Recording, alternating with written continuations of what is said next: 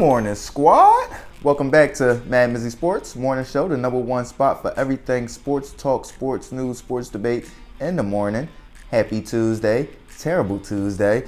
But we got a great rundown today. We got to start it off speaking and breaking in the terrible, tragic news of 3 University of Virginia football players being killed Sunday night, while 2 other students were injured in that shooting by a former University of Virginia football player himself. He is in custody, but we got to bring it in speaking on that shooting. Then we got to touch on the Eagles finally losing this season to the Washington Commanders in Philadelphia, 32-21 last night. Then we're going to end it off with a debate of, we're going to end it off with 2 NFL debates. We're going to end it off, will A-Rod or Tom Brady win the Super Bowl this year? And then I'm going to end it off with Odell versus Justin Jefferson. Whose catch was better?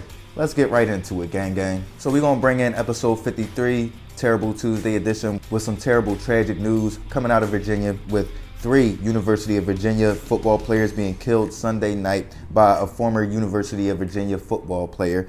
I just look at this and it's just super tragic. 2 other students were injured in that shooting. Glad that they didn't get killed, but it's just so sad to hear that come out. I don't know how the University of Virginia continues to play their final few games, then play their bowl game. I don't know what they'll do, but it's just super sad, super tragic to hear that coming out of there. Prayers go out to the families of Lavelle Davis Jr., junior wide receiver, Devin Chandler, junior wide receiver, and Deshaun Perry, junior defensive end linebacker.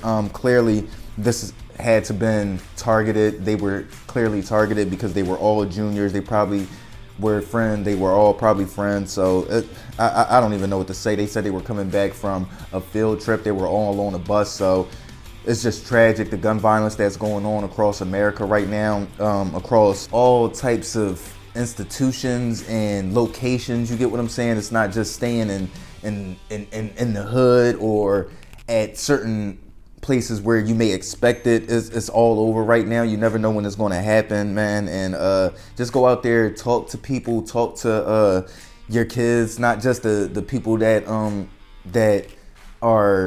end up being victims, but the people that also are the ones victimizing people. So talk to people, let them know that they're loved, let them know that you have their back, let them know that these solutions aren't the right solutions. These answers aren't the right answers to go out there and just kill people. That these are not the right answers. Talk to people, tell them that they're loved, tell them that there's other options and that life isn't over. So don't take someone else's life.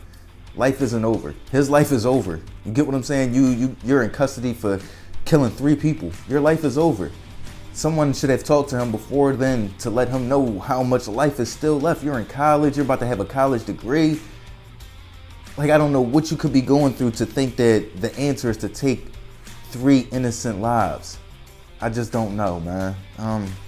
Like I said, prayers go out to those young men's families, and let's move on. So, the Philadelphia Eagles come out there and prove me utterly wrong on Monday Night Football. I'm like, there's no way they go out there seeing that the Minnesota Vikings won, and that the New York Giants are keeping pace, and that the Dallas Cowboys aren't too far behind. There's no way they're going to come out Monday Night Football and drop a game to the Washington Commanders. But I was scared just because it's an NFC East divisional game. We know that NFC East beats each other up every year. There's always a few upsets here or there of a team that shouldn't beat this team. And they came out there, and the Washington Commanders just controlled the game. When you look at it, they had 152 rush yards. Over 80 of those yards come from Brian Robinson. They had 40 minutes time of possession. That right there just is a recipe for disaster for any team when you only have 20 minutes of possession. You get what I'm saying? So when you give up that many rush yards and you can't get the ball back on offense, it doesn't bode well. So to me, I think it was a good thing for the Eagles to drop this game, to humble them a little bit, bring them back down to earth a little bit, and get them geared up, get them revamped up and more motivated to go down this second half stretch of the season. So to me, I think it was a good loss for the Eagles. Surprising loss in my opinion, but when you look at it, Jalen Hurts didn't play terrible. He had 1 touchdown, 1 interception, offset by the 1 interception that Taylor Heineke threw. Then you had that roughing the passer at the end of the game. So that game, to me, like I said, it was a game that I felt like the Eagles were happy to lose, because of the position that they're in. It's not going to bring them back. They still had the number 1 seed, and it just re-energizes them. It refocuses them to come out and finish the rest of the season strong. So I wasn't too concerned about what I saw from the Philadelphia Eagles. Like, oh my goodness, is it? Like, no. My San Francisco 49ers got pounded by the Atlanta Falcons. It happens sometimes. You get what I'm saying? So for the Eagles, it happened at a good time. It didn't happen in the playoffs, in a critical game. It didn't happen in a game that's going to affect the standings as far as the playoffs go. So you don't want to ever lose a game, but if you do lose a game, you want to have those circumstances where you still maintain your number 1 seed. You still had a chance to obtain everything that you want to obtain during the season. So, yeah, I'm not too concerned with the Philadelphia Eagles. But let's move on. We're going to end it off with, will A-Rod or Tom Brady win the Super Bowl this year? With Aaron Rodgers getting back on the winning track, with the Green Bay Packers beating the Dallas Cowboys this past Sunday, and the Tampa Bay Bucks being on a 2-game winning streak with their win in Munich, Germany this past Sunday, are either of them trending towards being Super Bowl favorites? To me, I would say absolutely not. Especially not the Packers. When you look at it, I think I stated this yesterday, is that A-Rod owns the Dallas Cowboys. He comes out there and he always performs well against the Dallas Cowboys. And then we know when it comes to the Dallas Cowboys, it seems like something always comes up every year. So for me, I didn't look at that game too much like, oh my goodness, here comes Aaron Rodgers and the Green Bay Packers. No, I didn't look at it like that. So for me, I don't look at the 2-game winning streak from the Tampa Bay Bucks. So for me, no, neither of them are trending towards being Super Bowl favorites to me. I look at the NFC. I still like the Philadelphia Eagles. I still like the New York Giants. I still like my San Francisco 49ers. I still like the Minnesota Vikings. I still like the Dallas Cowboys over those teams if Green Bay happens to sneak into the playoffs, or if, well, Tampa Bay's probably going to make it to the playoffs because they'll probably win their division. But I don't see Tampa Bay being able to handle a strong, heavy run team. So I don't see them coming into the playoffs being favored against the Niners, the Eagles, the Cowboys, the Giants, the Vikings. So to me, no, Aaron Rodgers nor Tom Brady is trending towards being Super Bowl favorites, although they're both getting their teams back on the winning track right now, and they'll probably both make the playoffs. I'm not going to say probably for the Packers. I'm going to say they're getting back on the winning streak, but I definitely believe that Tampa Bay is going to make the playoffs. But before we end it off, we got to end it off with the wide receiver debate of the decade. Odell versus Justin Jefferson. Whose catch was better? Now, for me personally, I'm going to say Justin Jefferson for a few different reasons. The first reason I'm going to say is the time of the game. It's 4th and 16, 4th and 18. End of the game, I believe about a minute and some change left. If they don't get this first down, it's game over. You get what I'm saying? Kirk Cousins throws it up. Not to mention, it's coverage. That to me is why it's better just as a catch, even if it was in the middle of the game, because he's fighting and grabbing it away from another D-back. If anybody that's watching this plays sports, plays football, you know if you just stick your hand up sometimes, that ball just go like it did for Odell. You feel what I'm saying? And you just bring it in.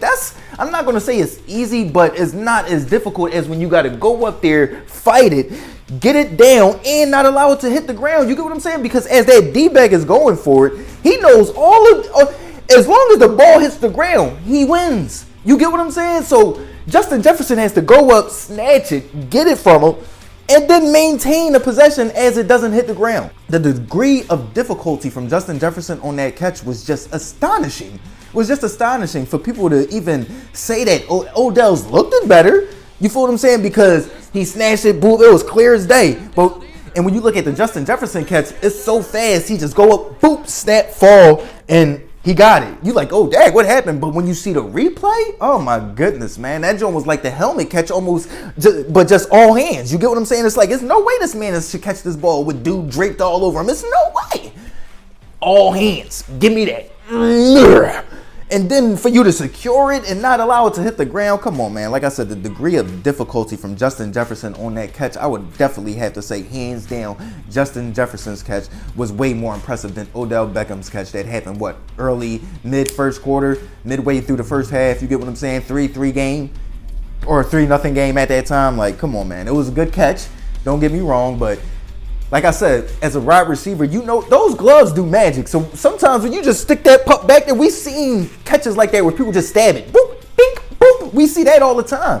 You feel what I'm saying? Those are the catches I feel like you compare with Odell Beckham. But that one, when you go up and you snatch it in that critical time against a defender, don't allow it to hit because we see all the time people go up and they fight and it's like, oh, dang, if he could have held on. He held on. He held on. You feel what I'm saying? So I got to give props where props is due. Like I said, the degree of difficulty. I know this might be the third, fourth, fifth time I've said this, but when you see the play as a wide receiver, I played wide receiver. I play wide receiver. That catch was impossible. Odell's wasn't impossible. You get what I'm saying? But JJ's, Justin Jefferson's, shoot. That joint was dang near impossible, brother. Dang near impossible, brothers and sisters. Let me know what y'all think. Before we get out of here, I'm going to say the names of the University of Virginia football players that were killed Sunday night. Names again: Lavelle Davis Jr., junior wide receiver; Devin Chandler, junior wide receiver; Deshaun Perry, junior defensive end / linebacker. Prayers out to those families. What do y'all think about the Eagles losing to the Washington Commanders? Odell versus Justin Jefferson. Whose catch was better? And at this point in the season, has Tom Brady and Aaron Rodgers crept their way back into being favorites for the Super Bowl? Let me know what y'all think. This is MadMizzy Sports Morning Show. Like, comment, share, subscribe, listen, alert. MizzyWorld Entertainment. Gang.